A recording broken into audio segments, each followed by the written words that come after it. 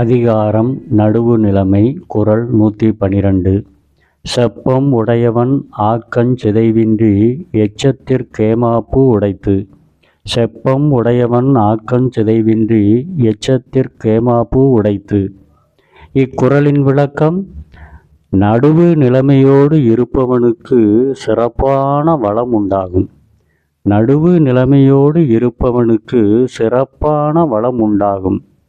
அது அவனுடைய வழித்தோன்றல்களுக்கும் நன்மையே கொடுத்து கொண்டிருக்கும்.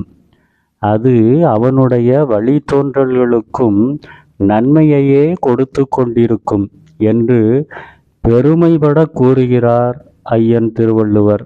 குறிப்பு: ஆக்கம் என்ற சொல்லுக்கு செல்வம், வளர்ச்சி, நன்மை என பல பொருள்கள் உண்டு. என்றாலும் எதுவாக இருந்தாலும் இங்கு அழகாக பொருந்துவதை காணலாம். நன்றி.